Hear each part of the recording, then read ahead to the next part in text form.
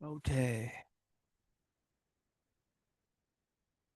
Beginning a little, welcome to Weekly Marx, July 5th. The Autonomous Collective .net. I'm going to read, I tried this before. Gonna try it again. The study mark notes for Paul Ryder's translation of Marxist Capital, Volume 1 by Rakesh Bandari. And I'm going to read it with hopefully the text on the other side, but you can go to the specific site, which is at this particular location.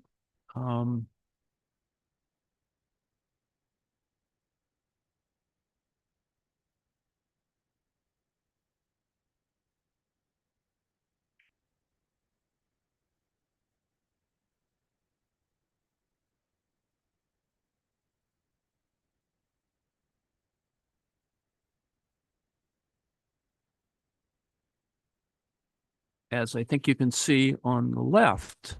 To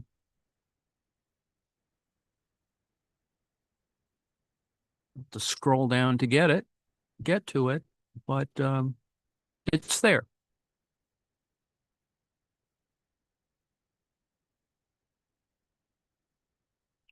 All righty. What is Marx's Capital about? It's a book that offers historical accounts of the struggle over the working day set off by a new voracious appetite for surplus labor, the transition from manufacture to machinery, and the origins of the capitalist system. Marx also creates a theoretical framework to explain these historical changes. For example, the transition from manufacture to machinery as a transition from absolute to relative surplus value production, and to predict the direction of the capitalist system of production. The book answers inter alia the following questions. How is it possible for X commodity A to be considered equivalent, if not identical, to Y commodity B? The question puzzled Aristotle. So, what is puzzling about the equation? Marx's attempt to answer the question and analyze the equation builds the foundation of his theory. He finds that while any two commodities could be A or B, one commodity will come to alone occupy the position of B, which he calls the equivalent form, and eventually money, that the relationship X to Y will change over time in terms of how the abstract labor time to produce each is changing, and that the money commodity enables society to create new complex webs of interdependence, but it can also disrupt the social production on which society depends. Money that has almost no restrictions on what it can purchase becomes its own goal. But it shouldn't be possible to make money from the circulation of commodities where overall things of equal value are exchanged for one another. Yet something must be bought in the market, the use of which creates more value than is circulated for. How else could money have been made at the level of the system as a whole? So the puzzle is how to explain surplus value in terms of what happens in circulation, or the buying and selling of commodities, if selling and buying make impossible an increase in the value of circulation. Marx's answer pivots on the distinction that he makes between labor power and the use of labor power. The latter creates more value or adds more labor time to what is circulated than the value of the labor power that was purchased on the market. If production must be the site where value is added over the value of labor power, how must the production process change for surplus value to be added? This is the heart of the book. Whereas modern economics focuses on exchange and prices, the neoclassical version, Marx focuses on the changing condition of production. Marx wants to understand the nature of the production process as such, but also the features it has as the site of valorization, of the valorization process. He analyzes the attempt to make surplus value out of the production process by lengthening the working day, which he calls absolute surplus value. Now, for the production process to be the site of surplus value production, more new value must be produced than the money value of the wages. How does the system become that productive in the face of two obstacles? Only the variable component of the initial capital outlay can generate new value, according to Marx, and a heroic working class struggle has limited the working day. We find that cooperation raises the productivity and efficiency of labor, and that capital will enjoy its benefits gratis, while appearing as the force responsible for the benefits of cooperation. We find that money capital tries to organize various forms of craft labor on a more cooperative basis as a new system of manufacture, while changing the nature of work at great cost to the worker's physical and psychological health. But this only formally subsumes the production process to capital and confronts the limits of absolute surplus value production. Eventually, capital replaces the tools of the manufacturing era with machines and carries out a real subsumption of the labor process to the valorization process. But this is not all. After investigating how the production process changes under the demands of valorization, Marx investigates how the changes in technology then affect how the economy works. For example, machinery enables the introduction of women and children to the production process, creates the threat of moral depreciation, gives rise to systematic pursuit and rationalization of innovation, tends to result in an absolutely bigger surplus population, and eventually creates difficulties to sustain profitability. In retrospect, however, it's clear that Marx does not give proper emphasis to burning coal as the reason that the steam engine could provide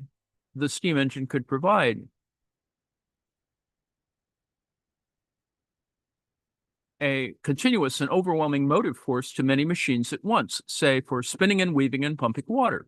The new machine factories ran day and night and clouded the sky with black smoke. Hence, the poet William Blake's reference to dark satanic mills. Nonetheless, this turn to machinery will have the unexpected result of having raised the rate of surplus value more than the lengthening of the working day had. Marx calls this relative surplus value, and he specifies two basic mechanisms for its production.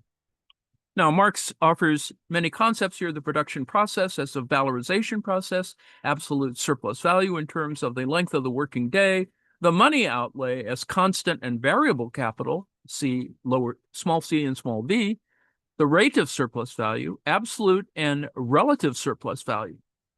The contrast between manufacture and machinofacture, the moral depreciation of machinery. Now, there are some ancillary questions. What are 4 different ways in which the production of surplus value can vary? What is the difference between time and piece wages? Once surplus value is made, what are the differences between its expenditure as revenue, the renewal of capital at the same time, that is simple reproduction, and the accumulation of capital, that is the capitalization of surplus value as additional constant and variable capital? How will the simple renewal of capital as simple reproduction change the nature of the class relation over time?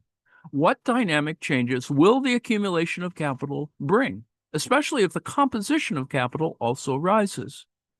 Mentioned here the reserve army of labor, pauperism, and the concentration and centralization of capital. What is the problem that Marx's historical account of what he calls the original accumulation of capital meant to solve? And how does he solve the problem?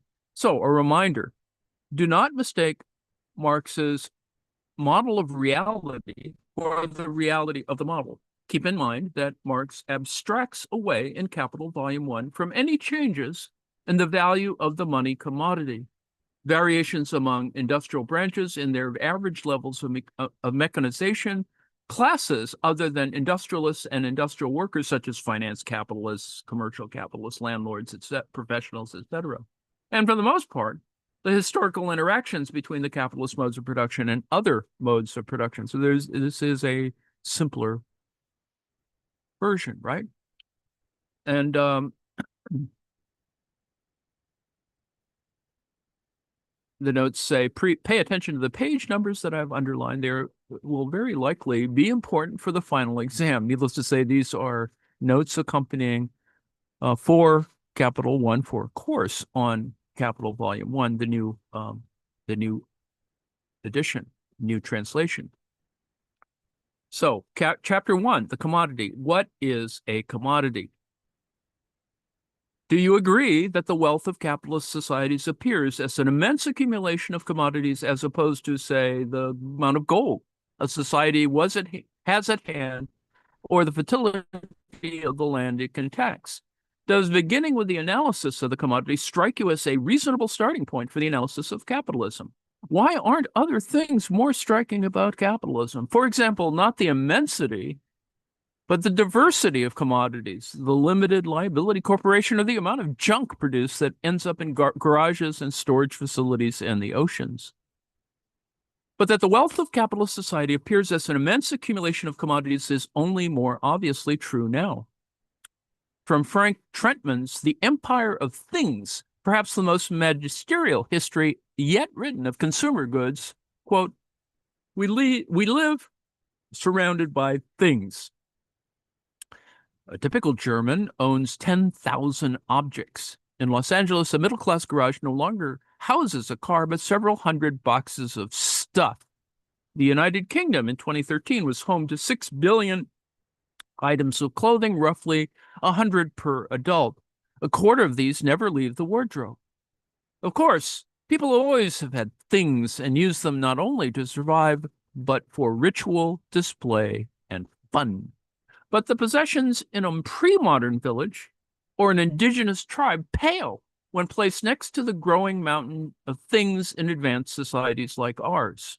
This change in accumulation involved a prehistoric shift in humans' relations with things, in contrast to the pre-modern village where most things were passed on and arrived as gifts, or with the wedding trousseau. Things in modern societies are mainly bought in the marketplace, and they pass through our lives more quickly. Unquote.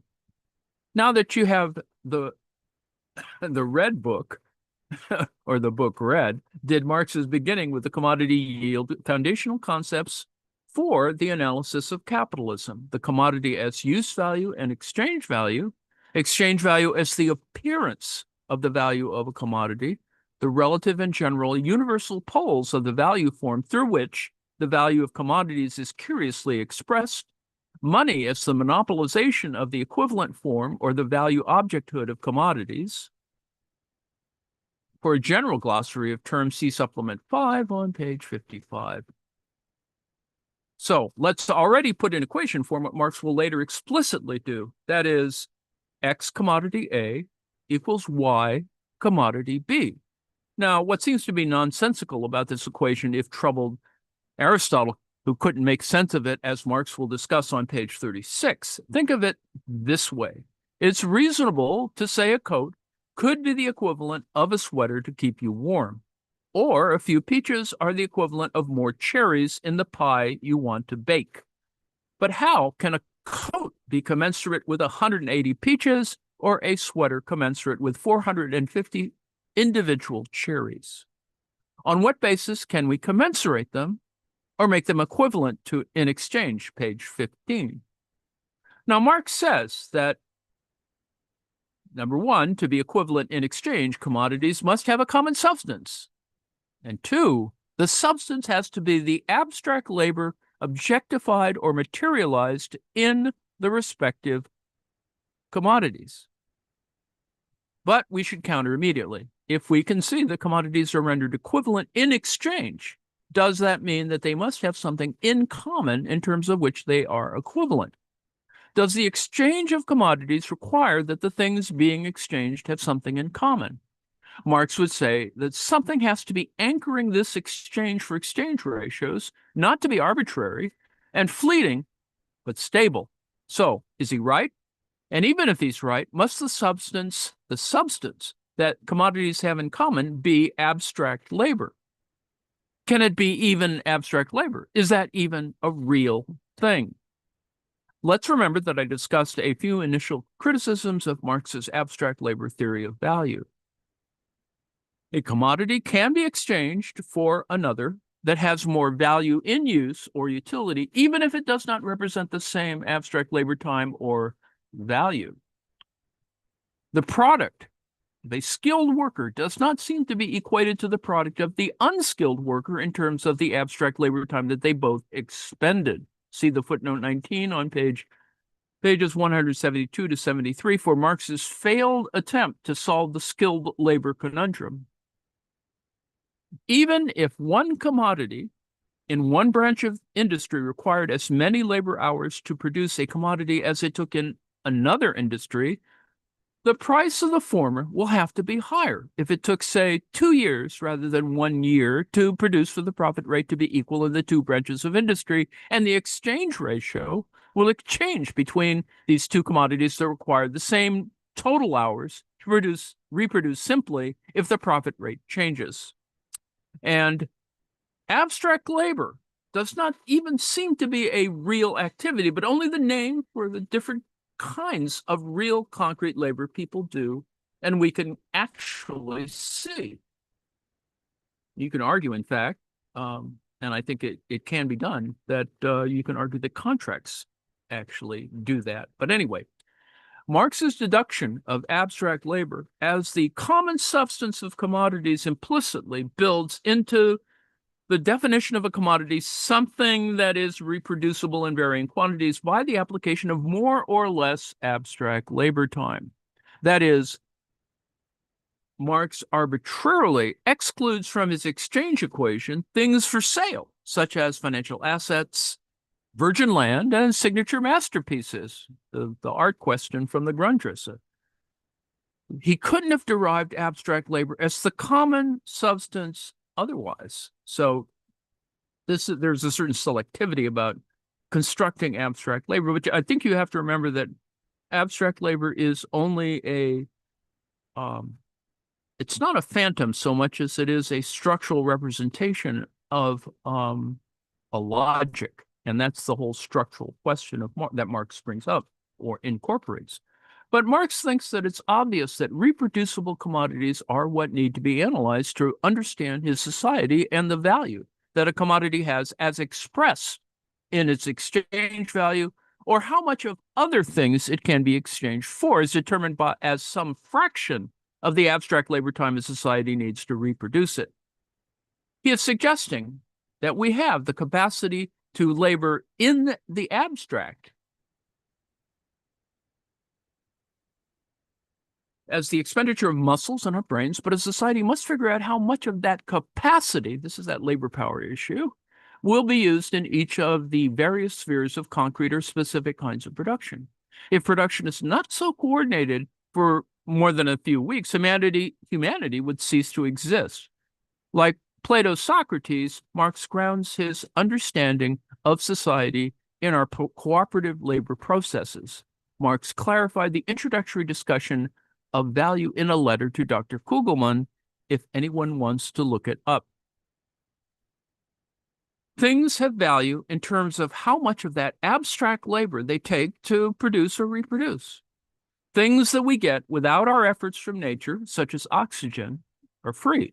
Those things don't have value. So for Marx, it's obvious that it would take, on average, 10 hours to make a coat, and at that cost of production, society would exchange for 1,000 coats. Then society has to signal to itself that 10,000 of its social labor hours should go to the reproduction of coats.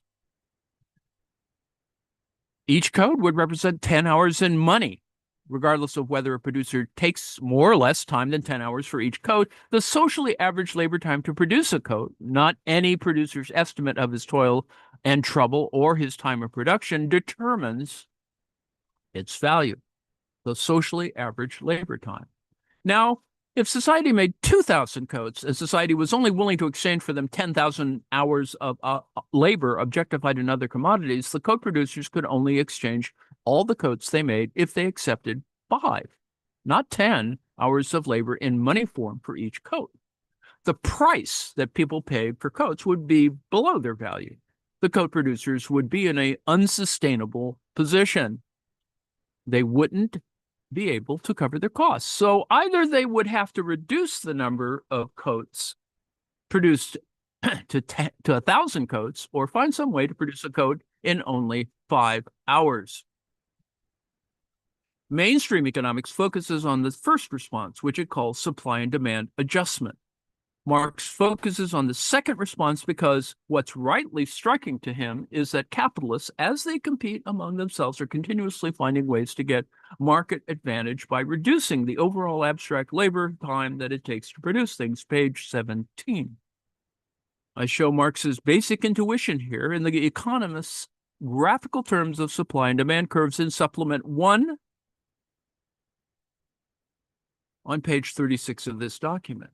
At any rate, this means the same amount of labor time expended will give us an ever more immense accumulation of commodities. In concrete terms, labor becomes more productive of use values. Coat producers make twice as many coats in 10,000 hours. But in terms of abstract labor, the unit of each commodity takes less time to produce. Note here the immense movement in the quantity of use values and the value of each unit. As labor becomes more productive, the same labor time produces more use values, and the value of each unit fails.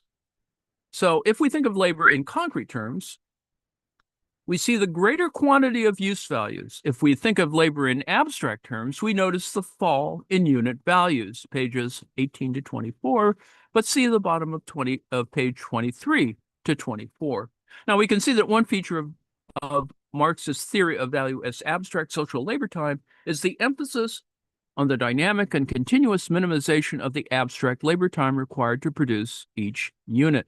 See Mockover et al.'s defense of the labor theory of value. It will become clear that the labor time to produce a commodity incorporates the labor time to procure the raw materials, to build the machines or the fraction of the machine used to make a commodity, use the raw materials and machines in the factory, and transport the new goods. A reduction in labor time at any stage will reduce the value of the final commodity for consumption.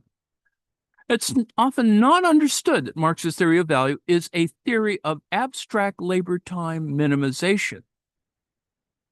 And this is not necessarily a critical view of capitalism, but a spotlight on its immense productive power. But Marx will be interested in how the system that minimizes the time to make a commodity also tried to elongate the working day, raises the exploitation of workers, and creates crises and tensions. Now, note what follows from understanding Marx's labor theory of value or law of value as regulatory pressure to minimize the abstract labor time to reproduce a unit of a commodity. This implies that the quantity sold increases, the price does not fall, that as the quantity sold increases, the price does not fall because the marginal utility of the last good has fallen. Rather, assuming a constant value of money, the price falls due to the further minimization of labor time to reproduce an additional unit so that at lower price, it still has sufficient marginal utility for a consumer that she'll purchase it. The key to creating an ever more immense accumulation of commodities that will have real exchange value is on the production side.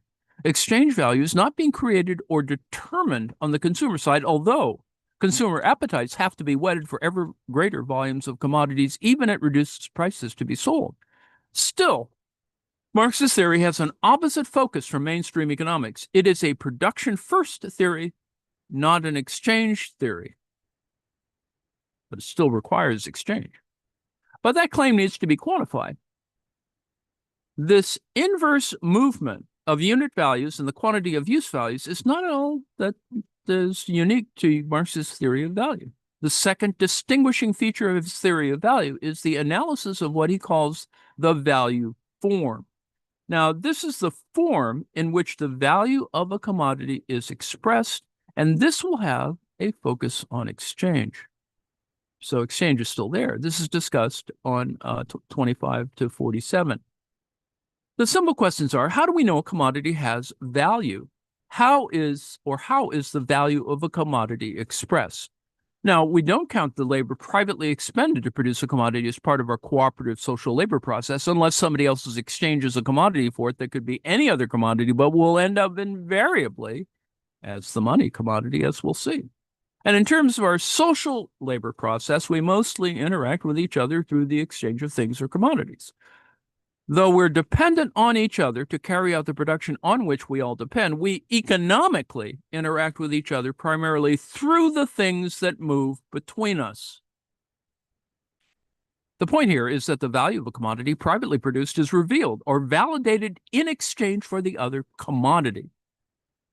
Moreover, the quantity of the commodity for which a commodity is exchanged discloses the value of the commodity that the producer has alienated. Now, this is roundabout in a couple of ways. The value of a commodity is not known directly, although we can make rough estimates of the average labor hours it takes to make a commodity, and the value of a commodity is expressed as a physical quantity of the use value for which it has been exchanged. Looking at his own society as an anthropologist tries to make sense of the seemingly bizarre practices of another culture, Marx notes that commodity exchangers act as if there is a mysterious, abstract, and suprasensible substance in a commodity, its value, that only appears in or as another material object and as a physical quantity of it. Marx then attempts to get us estranged from our common practices of commodity exchange to see them for how bizarre they are. Marx is more famous for his early reflections on alienation, but as a stylist, Marx is trying to delight us in becoming alienated from an alienating society. Alienate the alienation, as the literary critic Terry Eagleton would put it. Marx tries to show this as, and I'll stop in a second, tries to show this as the value of 20 yards of linen, X commodity A, as in the active relative position or form being expressed as a coat in the passive equivalent position or form, that is X commodity B. See here all of page 28. This is indeed a strange way of expressing the value of linen. Leaving aside what kind of property value it is, why express value indirectly as costs or any use value for that matter? Does linen or any other commodity only have value as so many coats? Are the coats the only thing that gives value to other things, or the only proof that something has value? So the distinction between direct and indirect expression is actually kind of important. Now, I'm trying to suggest where all this is headed. Instead of coats, we're going to have gold in the equivalent position, so it would only be as many ounces of gold, or the paper representative thereof in the form of, say, dollar or pound bills as currency, that the value of things is expressed. The value represented by the commodity will have its value expressed externally. Marx uses the strange language of the value objecthood of a commodity. That object will be the money commodity in a certain physical quantity. But it's not that gold has any intrinsic properties that make it the value objecthood of other commodities. It's that under the immense pressure of millions of objects produced for exchange, the people converge on a single commodity in which to have value expressed. Needing a single or perhaps two objects to serve in the equivalent position, people found that gold does have physical properties well suited to express and hold value. It's light, it's divisible, and it's durable. So we'll proceed further on here, but I think you get sort of the point, is that what I'm going to try and do is get through these notes, see if we can, if you need to, or I will identify the parallel chapter, and I would hope to point you towards the location of said chapter in the context of the weekly notes as we proceed along. So once I get this cleaned up a little bit more, I think you'll be able to see that how is it that we're going to get to where we're going to get.